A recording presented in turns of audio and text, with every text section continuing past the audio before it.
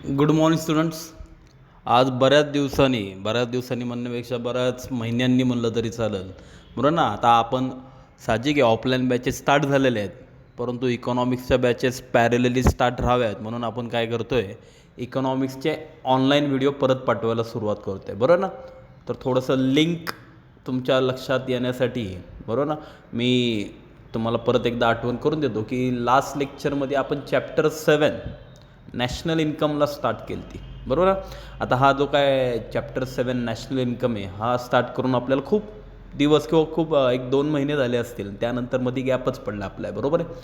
तर साहजिक आहे, त्यासाठीच मी मुद्दामून काय केलं आहे, ग्रुपवर अगोदर जे काय चॅप्टर 7चे रिलेटेड जेवढे काय व्हिडिओज होते ते मी यूट्यूबची लिंक तुम्हाला सेंड केली होती, बरोबर आहे. तर साहजिक आहे, ते व्हिडिओ अगोदर बघून घ्या.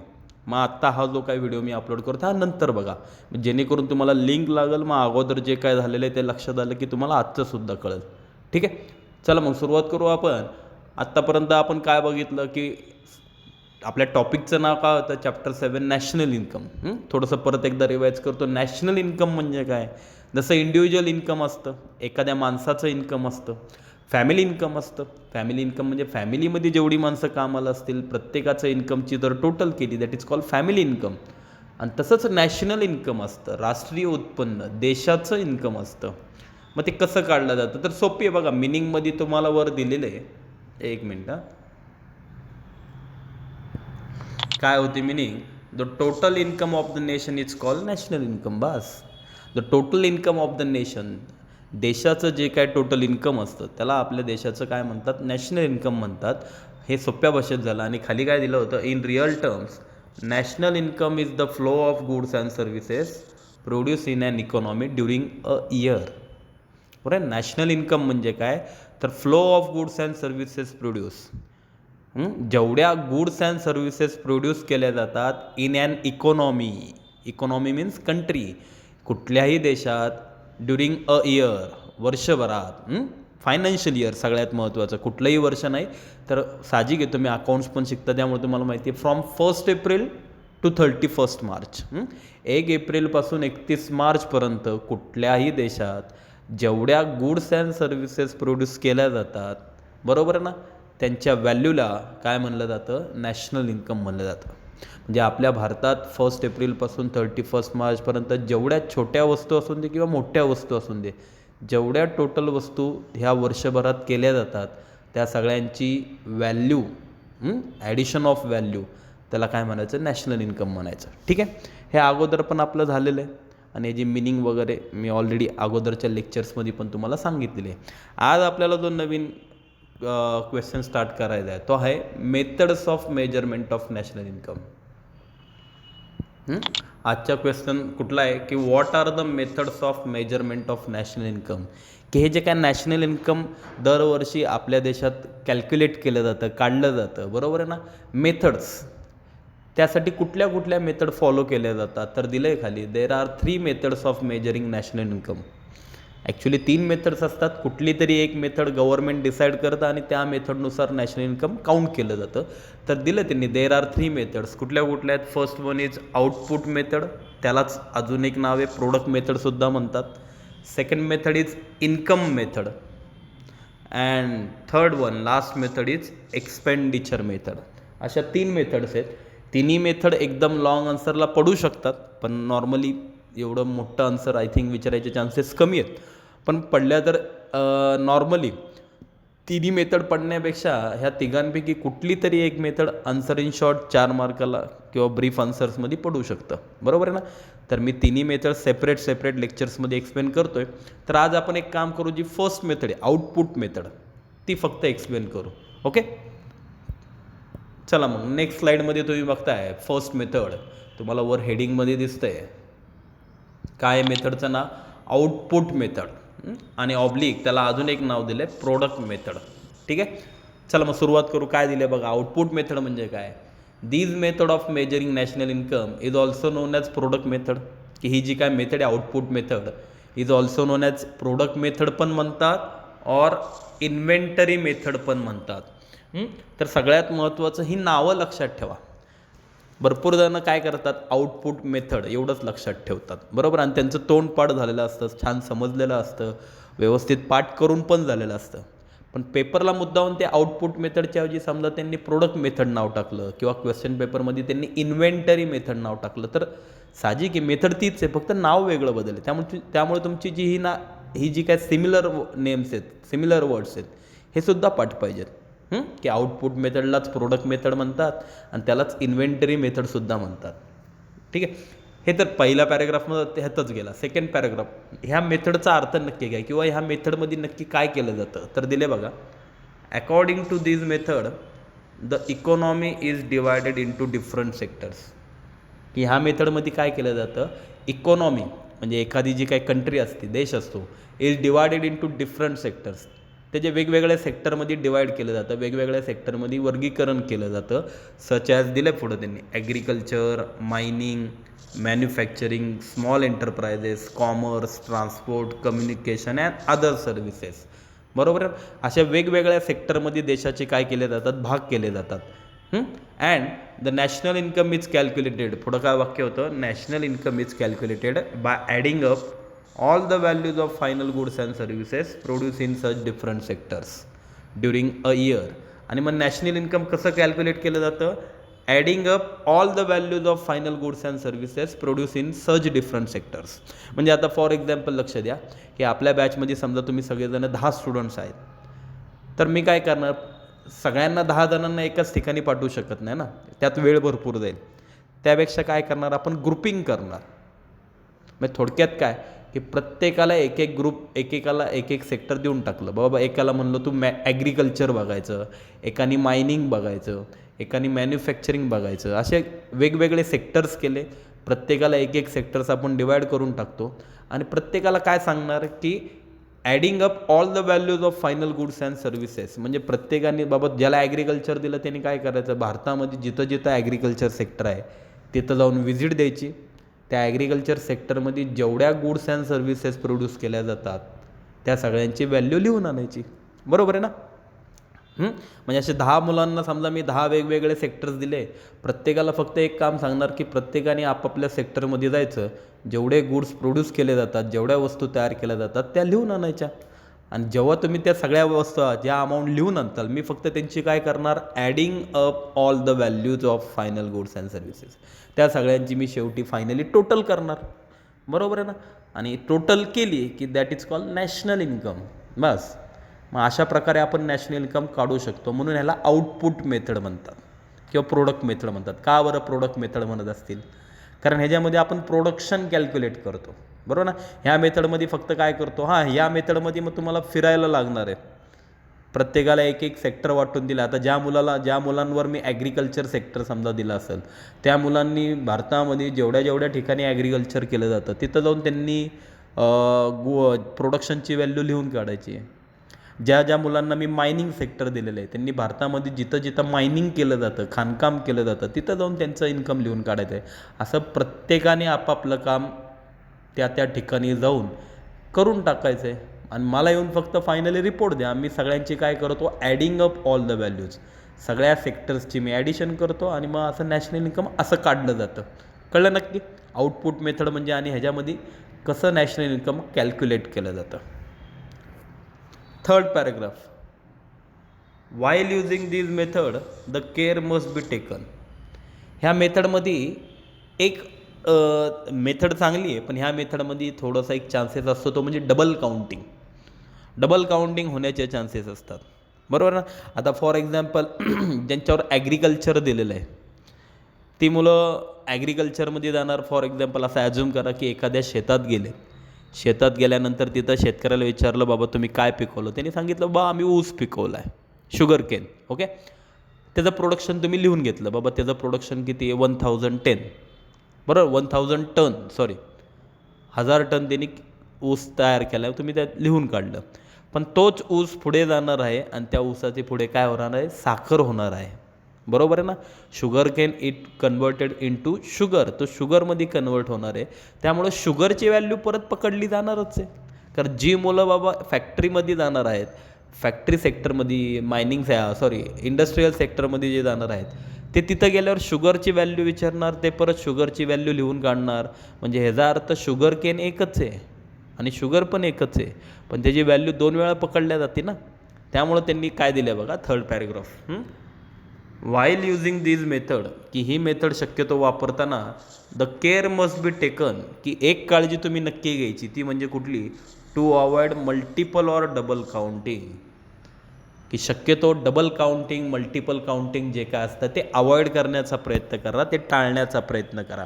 आणि ते कसं टाळताल, तर त्यांनी पुढं सोल्युशन पण दिलं आहे, टू अवॉइड डबल काउंटिंग, की ही डबल काउंटिंग जर तुम्हाला टाळायची असेल, these method suggest 2 alternative approaches for the measurement of GNP, की ह्या मेथडमध्ये 2 वेगवेगळे अल्टरनेटिव्ह अप्रोच दिलेले आहेत, की तुम्हाला समजा जर डबल काउंटिंग टाळायची असेल, डबल काउंटिंग होऊन द्यायची नसेल, तर त्यांनी त्याच्यावर 2 सोल्युशन दिलेले आहेत, 2 अप्रोच दिलेले आहेत.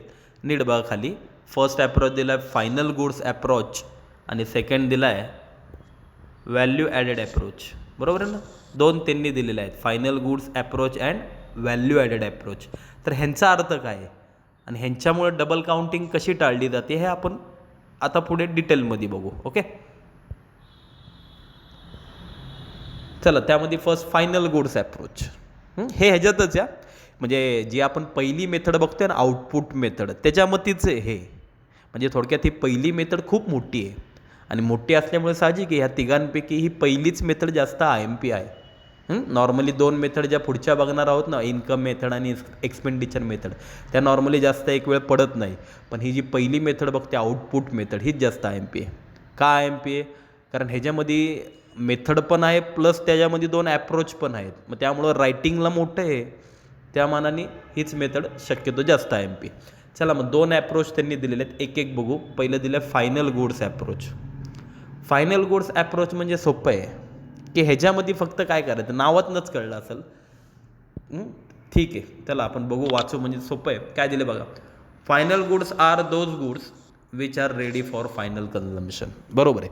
सगळ्यात महत्त्वाचं, फायनल गुड्स कुणाला म्हणतात, final goods are those goods, अशा वस्तू which are ready for final consumption. बरोबर आहे ना. म्हणजे आता फॉर एक्झाम्पल शुगर केन आणि शुगर, आपल्याला जर घरात चहा करायचा असेल तर आपण शुगर केन, ऊस वापरतो का हो, नाही. आपण कशाचा वापर करतो, शुगर, साखरेचा वापर करतो. म्हणजे शुगर ही फायनल गुड झाली. का बरं, रेडी फॉर फायनल कन्झम्पशन, कारण ती आपण वापरायला डायरेक्ट सुरुवात करू शकतो. म्हणजे ज्या गोष्टी आपण डायरेक्टली कन्झ्युम करू शकतो, ज्या वस्तूंचा आपण डायरेक्ट वापरायला सुरुवात करू शकतो, त्याला फायनल गुड्स म्हणतात. बरोबर आहे. अकॉर्डिंग टू दिस अप्रोच, की ह्या अप्रोचमध्ये त्यांनी काय सांगितले, की value of all final goods and services produce, की जेवढ्या फायनल गुड्स अँड सर्व्हिसेस असतील, फायनल गुड्स म्हणजे काय, की ज्या वस्तू कन्झम्पशनसाठी तयार झालेल्या आहेत.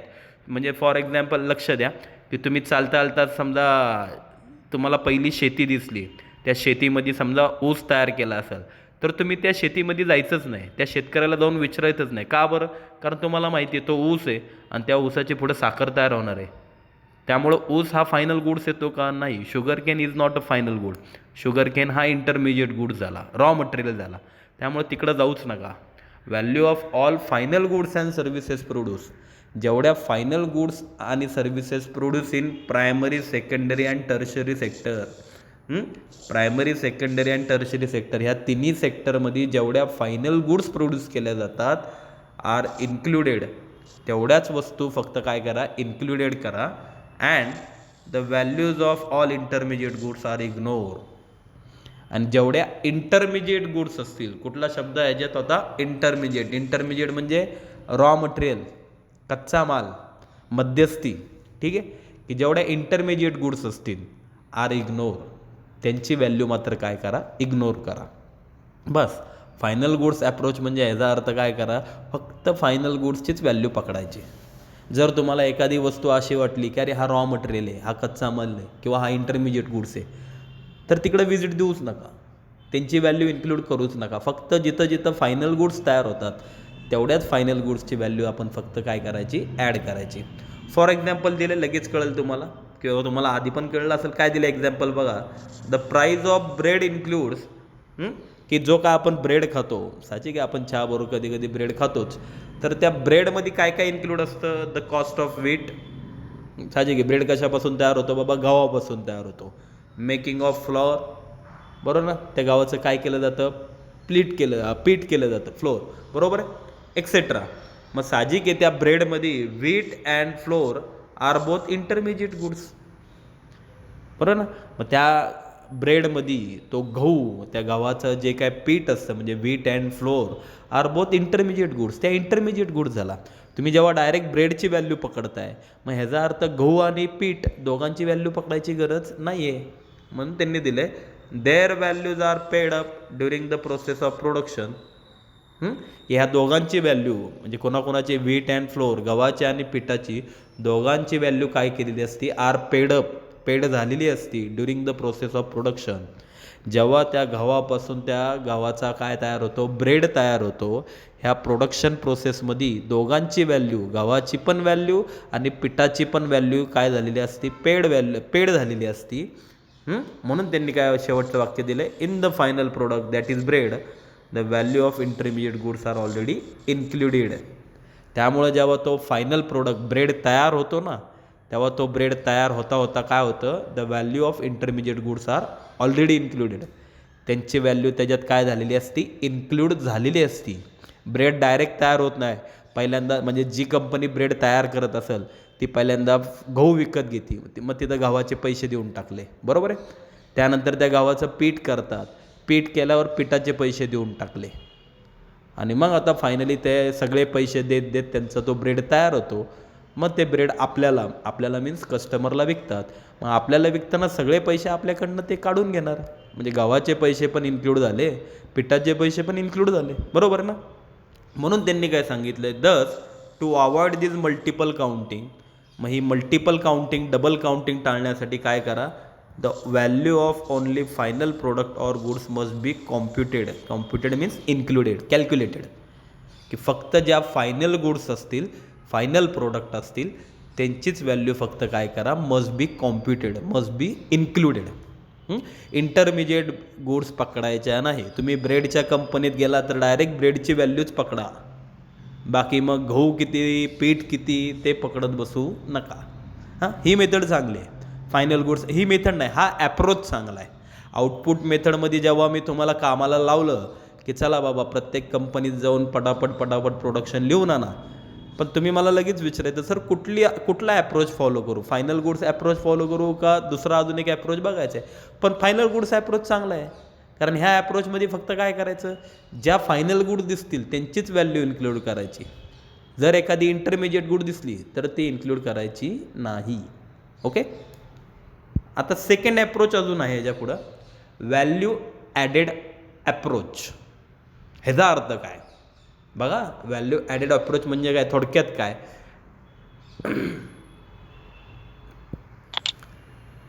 अकॉर्डिंग टू दिस अप्रोच, की ह्या अप्रोचनुसार काय केलं जातं?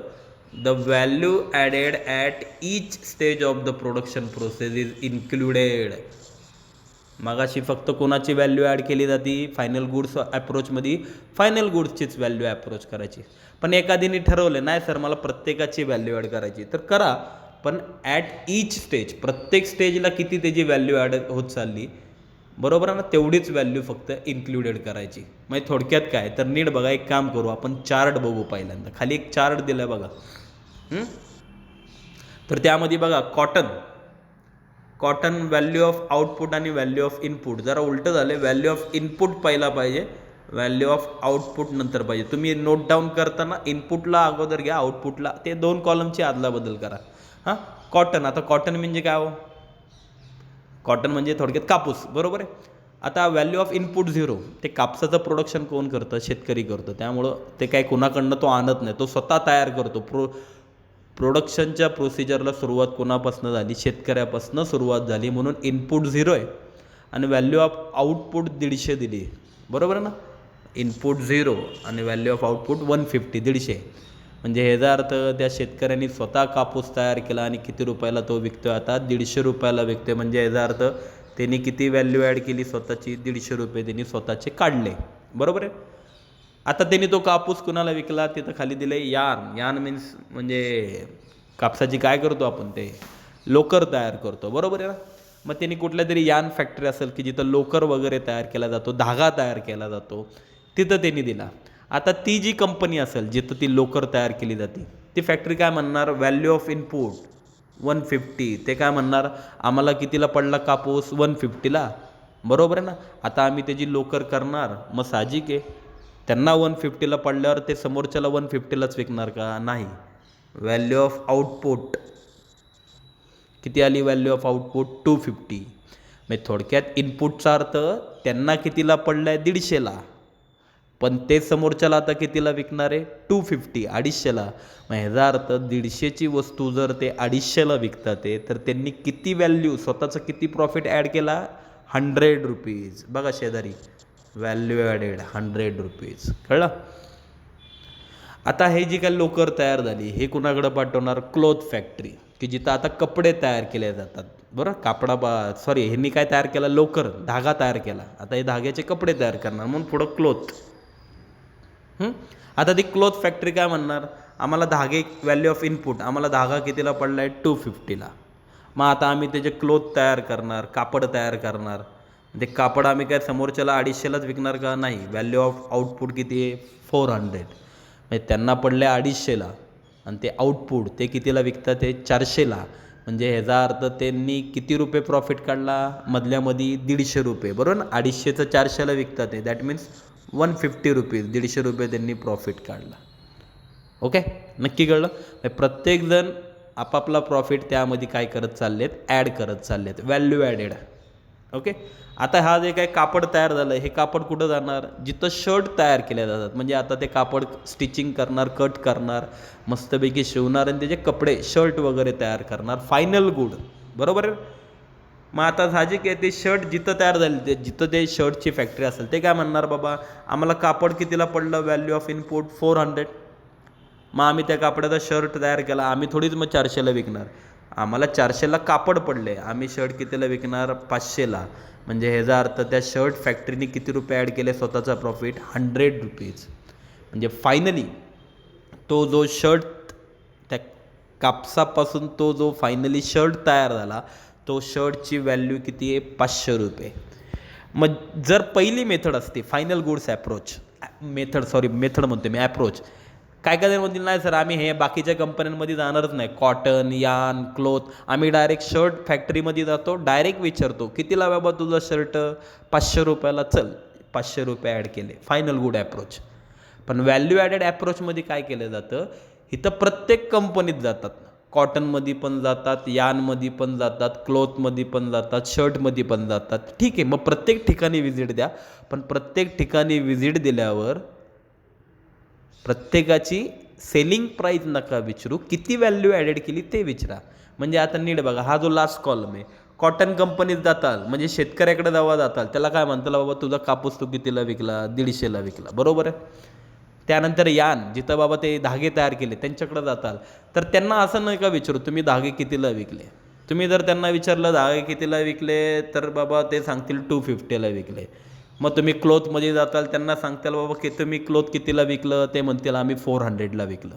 मग तुम्ही शर्ट फॅक्टरीमध्ये जाताल, शर्ट फॅक्टरीवाल्यांना विचारताल तुम्ही शर्ट कितीला विकलं, 500ला विकला. म्हणजे कॉटनचा शर्ट तयार झाला, पण प्रत्येकाला जर सेलिंग प्राईस विचारत बसला, तर एकच शर्ट तुम्ही 4 वेळा काउंट केला, आणि ह्यांची जर टोटल केली, 150, 250, 400, 500, तिघांची जर टोटल केली, तर किती होती, 1300 होती. बघा ना, टोटल 1300. म्हणजे शर्ट 500च आहे, पण तुम्ही त्याचं काउंटिंग किती वेळा केलं, 4 वेळा केलं, मल्टिपल काउंटिंग केलं, बरोबर आहे ना. मग चुकलं ना. मग त्यासाठी तसं न करता, आउटपुट न विचारता डायरेक्ट काय विचारताल, एक मिनटं, व्हॅल्यू ॲडेड विचारा ना. प्रत्येकाने किती व्हॅल्यू ॲड केली. बा कॉटनवाल्याकडे जावं, त्याला विचारा तू किती व्हॅल्यू ॲड केली, 150. यानवाल्याला जाऊन तू किती स्वतःचे ॲड केले, 100 रुपये. क्लोथवाल्याकडे जाऊन तू किती ॲड केले, व्हॅल्यू 150 रुपये. आणि शर्टवाल्याला विचारताल तू किती व्हॅल्यू ॲड केले, 100 रुपयेच. म्हणजे ह्या सगळ्यांची जर टोटल केली, 150, 100, 150, 100, तर ह्यांची टोटल किती होती, 500 रुपीज.